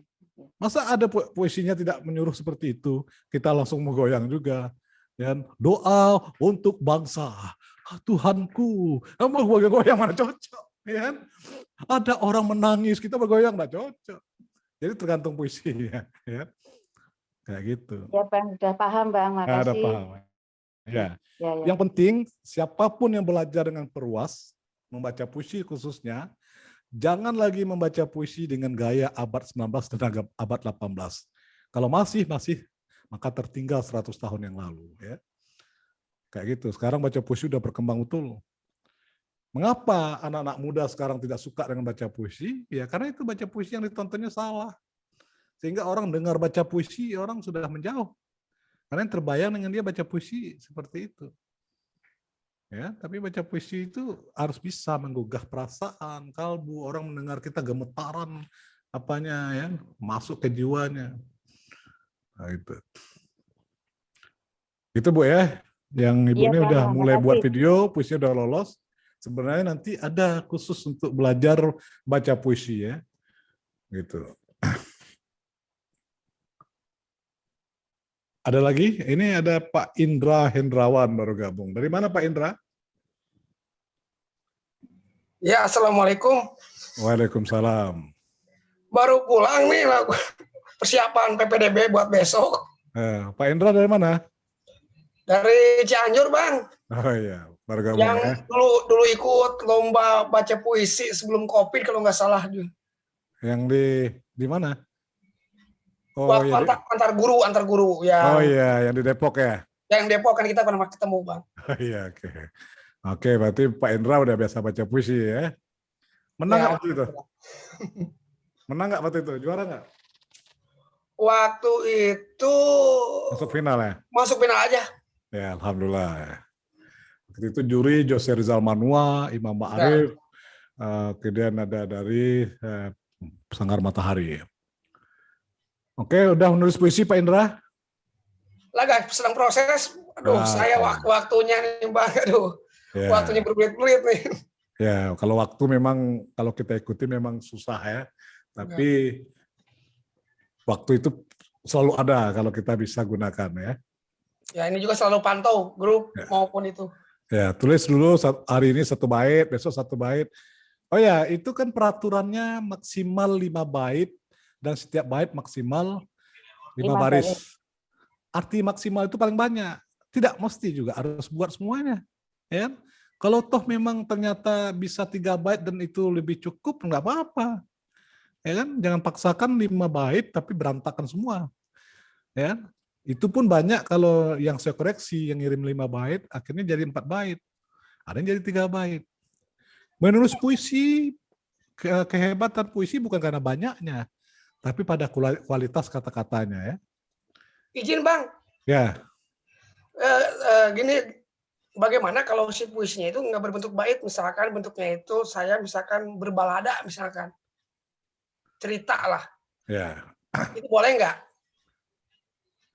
Kalau bisa ada baitnya. Kalau nanti nggak apa bisa panjang dia kan, buatlah baitnya, ya kan. Walaupun nanti hanya jadi 2 bait misalnya kan, nah, gitu. Atau 3 bait gitu. Oh, berbait ya? Ya, berbait lah, karena puisi memang harus ada bait, beda prosa ya. Kalau prosa kan bahkan prosa juga ada bait ya, tapi nggak dibatasi dia. Kalau kita ini karena kita ini adalah event, ya kan, kita buat persyaratan itu karena berhubungan dengan jumlah halaman dan sebagainya. Jadi syaratnya itu maksimal 5 bait, setiap bait maksimal 5 baris. Siap. Oke. Oke, Pak Indrawan ditunggu ya. Terima kasih, Bang. Oke. Oke, saya kira cukup ya pertemuan kita hari ini. Kalau tidak ada yang bertanya lagi. Oh, masih jam 21 ya, belum jam 10 ya. Ada Ibu Lita Lydia, ini pasti orang Jawa Barat. Dari mana Bu Lita?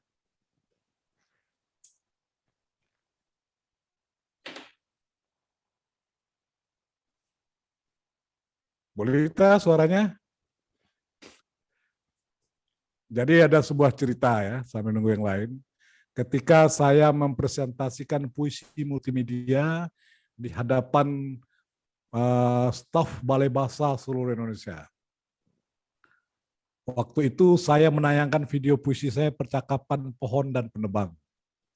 Ya. Di puisi itu ada dialog, saya di situ sebagai penyair ada di panggung, kemudian ada sayanya jadi pohon, ada sayanya lagi jadi narator. Berarti ada 3 saya di dalam itu. Dengan 3 suara. 1 sebagai narator, 1 sebagai penyair, 1 lagi pohon. Pohonnya raksasa. Kau penebang, kata pohonnya. Bukan, kata penyairnya. Ada 3. Lalu tiba-tiba ada orang Bali, Balai Bahasa dari Bali. Dia mengatakan bahwa di Bali itu ada dalang yang bisa membaca bersuara lebih dari 5. Bahkan sampai 10 suara, karakter suara. Mas Rizal Nur baru berhasil dengan 3 suara. Apakah mungkin Bang Rizal Nur membaca puisi dengan macam-macam suara? Ya kan? Saya jawab, tergantung puisinya. Tapi menurut saya, jarang sekali puisi itu menggunakan banyak tokoh di dalam puisi itu. Karena puisi bukan drama. Puisi bukan prosa. Ya kan, itu pun saya udah berani itu dengan 3 karakter di dalam naskah itu. Berani saya itu, jarang yang lain. Rendra aja banyak kan cuma 2 atau 3, ya bersamalah 3. Ya, ada Rick dari Corona itu 3, 1 sebagai Corona apanya. Rick dari Corona, Betsy, 1 sebagai Betsy, 1 sebagai pendeta, 1 lagi 2 cuma Betsy dengan pendeta aja. Saya 3. Kalau ada puisi yang bisa lebih dari 5, 10, jangankan 10, 100 pun saya bisa 100 suara. Terkejut yang lain. Akhirnya saya disuruh coba, kan? Nah, coba. Saya cobakan 20 suara. Kenapa saya bisa? Karena saya dulu penyiar radio dan pernah buat drama radio. Ya, drama radio itu macam-macam karakter suara. Sebagai narator lain lagi suaranya. Dalam kisah yang lalu diceritakan akhirnya Brahma Kumbara, misalnya kayak gitu. Itu baru naratornya. Belum lagi sebagai Brahmanya, sebagai anak mudanya. Kakek guru. Kelihatannya sudah masanya saya turun dari gunung ini untuk menuntaskan balas dendam saya. Kau kuajarkan bukan untuk balas dendam anak muda, tetapi adalah menegakkan kebenaran. Udah 2, 3 dengan narator tadi. Ya kan? Terus anak mudanya turun dari gunung, bertemulah dengan perampok. Ya, hei, berhenti ke sana. Nah, udah 3 sampai 20 suara. Saya contohkan waktu itu. Halo, Assalamualaikum, Mas. Nah, jadi kalau baca puisi bisa seperti itu, artinya bisa membayangkan suasana yang apa kita sampaikan, puisi itu akan enak didengar atau ditonton. Tapi kalau puisi itu kita buat seirama semuanya, Tuhanku, kayak gitu orang lari semuanya, kok baca puisi semua. Pasti ibu menyadari ya, kan kamu menyadari, pernah nggak nonton orang baca puisi? Kalau ada 10 orang, rata-rata 10 orang itu bersama semuanya baca. Kenapa? Karena terjebak dengan membaca indah. Itu membaca. Nanti kita tuntaskan di pertemuan kita tentang baca puisi. Halo, dari siapa tadi? Siapa tadi? Halo, Assalamualaikum Bang As. Waalaikumsalam. Maaf nih tadi ke belakang. Siapa nih? Saya pernah. Orangnya nggak kelihatan. Siapa? Bu Winarmi. Oh, nggak pakai foto video ya? Oke. Saya pernah ikut lomba guru prestasi tingkat Jakarta Selatan, terus membahas masalah puisi ya, cara bagaimana cara anak memahami puisi. Kebetulan puisi yang saya bawa puisi Bang As Ya. yang cerita pohon tadi Pak, Bang. Ya. Alhamdulillah itu dapat pujian dari Dinas Wali Kota, Jakarta Selatan. Alhamdulillah, sukses Bu ya. Dan alhamdulillah juga saya dapat, walaupun itu hanya harapan ya. Kalau puisi saya itu rata-rata alirannya tuh saksamek itu Bang As, misal doa untuk bangsa, dia itu apa, nah gitu. Jadi saya mulai belajar untuk mengenalkan puisi itu dari nama-nama anak-anak. Ya alhamdulillah mereka sudah punya kumpulan-kumpulan puisi. Nah itu gimana tuh Bang As? Jadi saya juga cara baca puisi ya nggak perlulah yang mendayu-dayu. Ya nggak perlu. Dengan aliran ya sesuai dengan apa yang ada tertera di puisi itu. Nah, itu yang dibacakan ya. Jadi itu memang harus baca puisi seperti itu. Oke, tentang menulis puisi dengan nama-nama ya. Iya, Pak. Ya, itu kan nyentrik-nyentrik aja. Banyak juga teman-teman menggunakan nama Asrizal Nur. Asrizal Nur ditulis itu. Ya kan A-nya apa? Itu nyentrik-nyentrik aja kan. Ya. Tapi kan menggunakan itu juga gaya bahasa. Iya, nggak apa-apa. Jadi itu bagian dari ekspresi dalam menulis puisi, ya. Tapi kuasai dulu syarat-syarat menulis puisinya yang seperti yang saya kasih teksnya itu ya. Menulis puisi harus ada majasnya, kemudian kata-katanya harus saling berhubungan. Yang lain udah terserah bentuknya, mau menggunakan nama yang kita perpanjang nggak salah kan. Yang penting jangan dipaksakan. Dipaksakan tuh kalau bertemu dengan nama yang ada Z-nya susah benar kita tuh mencari kata-katanya kan. Asrizal Nur, pas Z-nya tuh mau tulis apa tuh? Zona nyaman, Pak. Nah, kan zona nyaman bukan puisi, itu kata-kata biasa. Ya, nah di situ kita terjebaknya kalau menulis kata orang, akhirnya kata-kata kita vulgar. Ya, maksudnya ya untuk perkenalan aja, Bang. Ya boleh, untuk anak-anak boleh lah ya. Untuk anak-anak boleh karena itu bagian dari cara daya tarik kita agar anak-anak suka dengan puisi. Ya, tetap ada perjuangan dengan kata-kata yang bermajas. Ya. Walaupun tidak sekuat puisi-puisi untuk orang dewasa ya. Sebenarnya jangan mandang remeh anak-anak ya. Ada saya ketemu dengan anak-anak ya, dia nulis puisi, itu luar biasa majasnya. Ibunya risau dengan anaknya ini karena banyak menulis kata-katanya itu aneh-aneh ya. Bukan Bu, ini imajinasi anak-anak. Ya. Aku melihat bulan ada bunga misalnya kan. Itu udah puisi, ada bunga. Aku melihat bulan di baju ibu, ya kan? Ada awan biru. Itu puisi. Dia lihat ibunya dibuatnya itu, ya kan? Nah, itu udah puisi. Banyak anak-anak kecil tuh jangan kita kira apa ya? Kadang-kadang imajinasinya luar biasa. Nah, itu ada seorang penyair terkemuka di Indonesia nama Ibrahim Satta. Malah dia ambil dari permainan anak-anak. Lihat tuh bulan ya. Jadi puisi mantra terkenal dari permainan anak-anak. Jadi anak-anak itu kadang-kadang memiliki imajinasi yang luar biasa, ya. Gitu. Jadi mengajarkan anak-anak bisa melalui imajinasi terdekat dia. Apa alat-alat terdekat dengan benda-benda terdekat dengan dia. Gitu. Oke, Bu Widarmi, ditunggu puisinya ya. Iya, Bang. Oke. Lanjut Ibu Lita Natalia. Apa namanya? Bu Nita Natalia. Hah? Mana suaranya? Ini Ibu penyanyi dangdut, Bu ya? Nita Natalia. Lita Lydia. Ayo Bu, suaranya dibuka. Suaranya, speakernya. Perkenalkan dirinya. Ini ada Ibu Asus. Ibu Asus dari mana nih? Namanya belum ada. Yang terbaca Asus. Bu Ice, Bang. Ya, Ibu Lita, mana Bu Lita? Ada speakernya.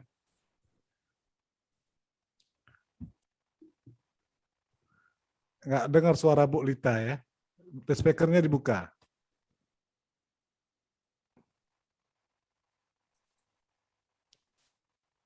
Halo Bu Lita, speakernya. Yang tadi Bu Asus tadi siapa namanya? Bang. Ya. Iya. Ya, Oke Bu Lita. Bu Lita dari mana? Jambi, Bang. Oh Jambi. Tapi Iya. asli orang Jawa Barat. Aslinya orang Jambi. Oh Jambi, tapi namanya kayak nama orang Jawa Barat ya, Lita Lydia. Oh iya. Orang Jawa Barat itu nama Sama. dua orang jadi satu, Lita Lydia, Ya. Didin Wahyudin, dua namanya. Ya. Nama keren, Bang. Kalau Lampung tiga tuh, Aryani Rosales mana, ya, tiga deh. Ya. Ya, Bang. Saya ini mau memulai itu masih Ya. ragu. Masih Ngapa ragu? Ngapa ragu? Jadi saya mau mulai dari kata-kata apa gitu. Tapi dalam angan saya, dalam pikiran saya ingin menuliskan kerinduan saya dengan anak saya yang menjalankan tugas di Papua, Bang. ya. Nah, Tapi karena corona, tapi dalam doa, dalam puisi itu kan ada doa kita, Bang, ya. untuk bangsa Ya. yang di sana sedang konflik gitu, Bang. Oh ya. Itu saya tuh ragu mau memulainya dari mana gitu, Bang. Belum, Gitu. karena saya memang belum ada ilmu untuk ini, Bang.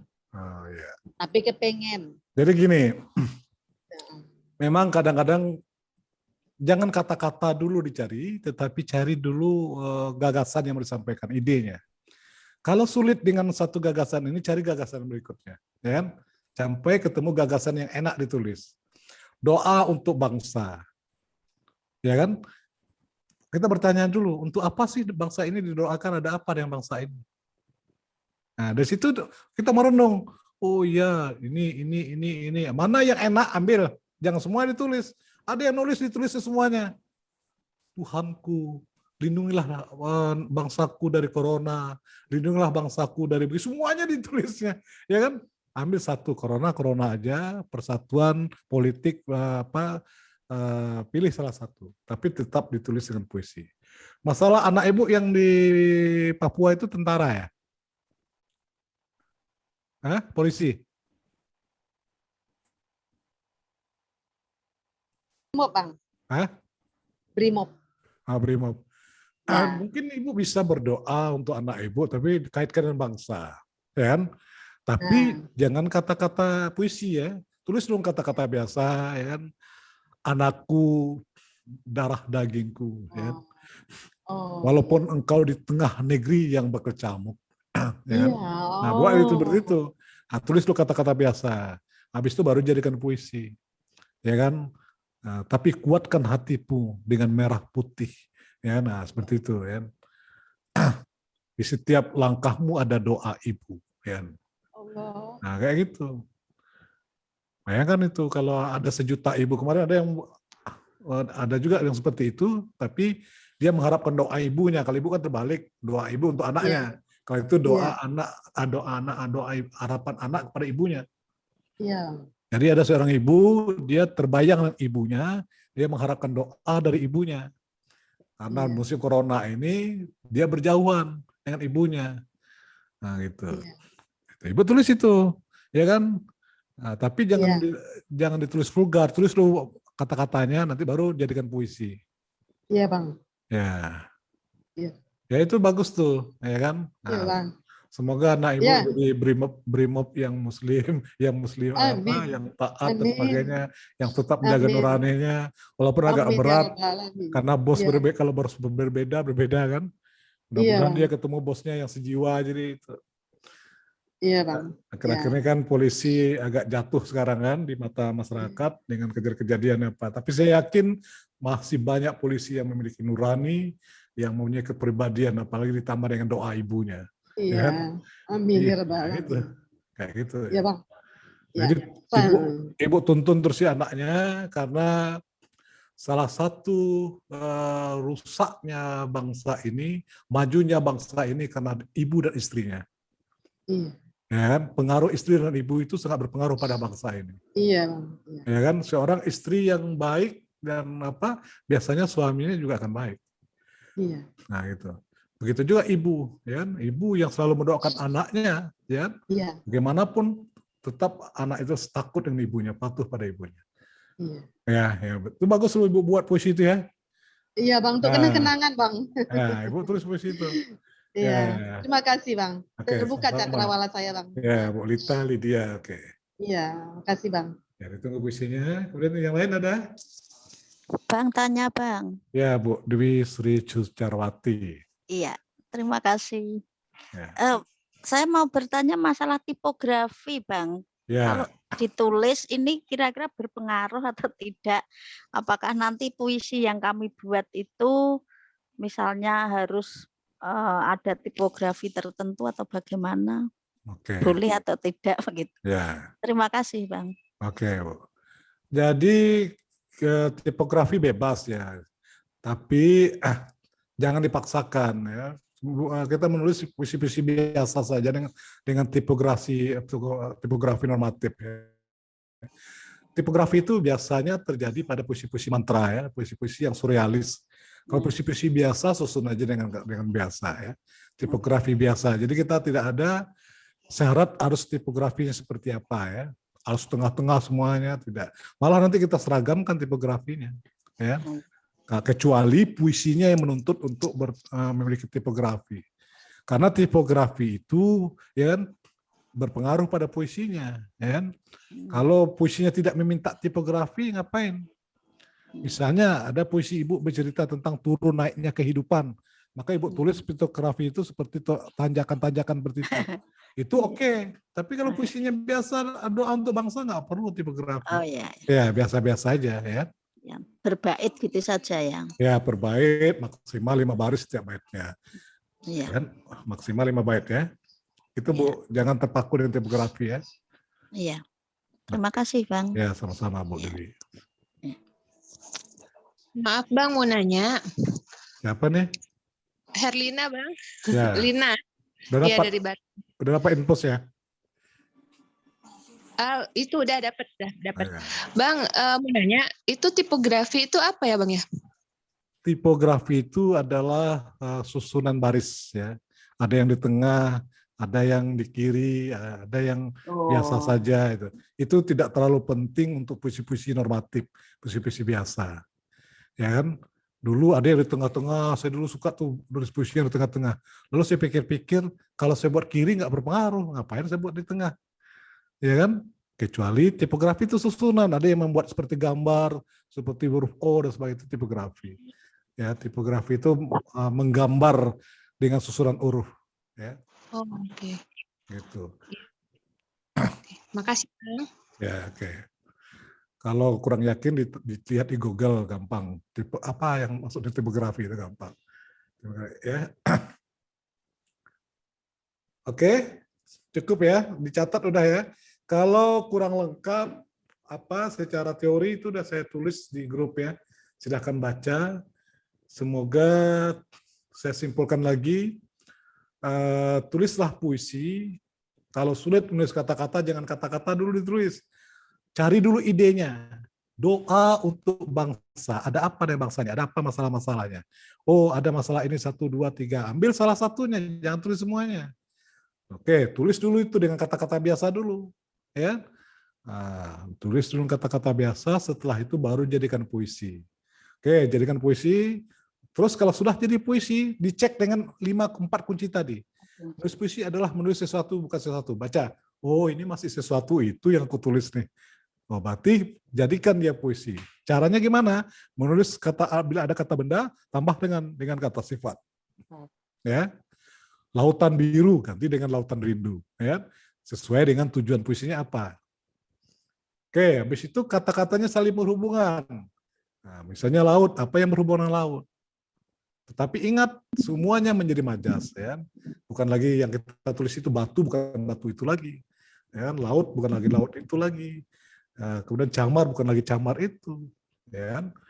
Nah, itu. Kemudian harus tahu sifat kata-katanya, kerja kata-katanya. Nah, oleh karena itu tulis kamusnya.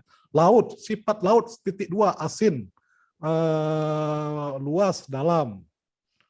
Kerjanya menenggelamkan, menghanyutkan. Gunung, sifatnya besar, tinggi. Ya. Apalagi itu? Pintu, kerjanya tempat masuk dan keluar. Tulis. Lalu kita gunakan sifatnya itu untuk puisi kita sebagai majasnya. Setiap tempat masuk dan keluar kita gunakan pintu. Setiap yang dalam dan luas kita gunakan laut. Setiap yang tinggi dan besar kita katakan gunung. Ya kan? Nah, itu. Jadi seperti itu. Jadi cara ngetesnya dengan 4 kunci tadi, apa ada di situ. Lalu kembangkan, ada rima, pilihan diksi, pilihan kata, indahkan. Tadi seperti ada Ibu tadi nulis puisi, udah benar, Ibu Elvia. Tapi kata-katanya belum indah, diindahkan. Karena kita nulis puisi ya, harus diindahkan. Oke, saya kira itu pertemuan kita hari ini. Yang belum ikut ini direkam ya, sudah direkam oleh Putri Tania, akan kita tayangkan di YouTube minggu depan. Assalamualaikum warahmatullahi wabarakatuh. Sampai jumpa dalam proses belajar membaca. Waalaikumsalam Terima kasih, Bang. Terima kasih, Bang. Terima kasih. Sampai jumpa ya. Foto. Ayo foto. Ambil fotonya. Sesi foto. Yang bisa foto Buka di foto. kameranya yang belum buka. Nah, itu Bu Jupepu Swasti baru muncul tuh. Dari mana Bu Jupepu? Hah? Enak kan? Mic-nya masih di mute. Nah, dengar suaranya terkunci ya. Bu Jupepu di mute-nya. Tadi yang dari Sragen, Jawa Tengah. Oh iya udah, Ya, tadi menyimak ya, terus. udah. Itulah tadi ini semenjak hampir 1 bulan sesakit ini banyak minum obat, bukan lupa ya. Oh iya. Ini Bu Aryani Rosa ini mirip dengan Ibu Uci dari Batam. Bu Uci nggak datang ya, nggak hadir ya. Saya kira tadi Bu Uci tadi ya. Benar kan Bu Yuni Murarsi, Bu Aryaninya mirip Bu Uci ya? Apalagi separuh tadi nampaknya ya. Iya. Betul kan Bu Densi kan? Iya benar. Nah, saya kira Bu Uci tadi gayanya pakai apanya. Ya. Oke, udah selesai foto. Oke. Terima kasih, Bu Nancy. Foto ya. Sama. Oke, Assalamualaikum warahmatullahi wabarakatuh. Silakan Lab. Waalaikumsalam. Izin Lev dan kawan-kawan. Terima kasih Bang untuk materinya.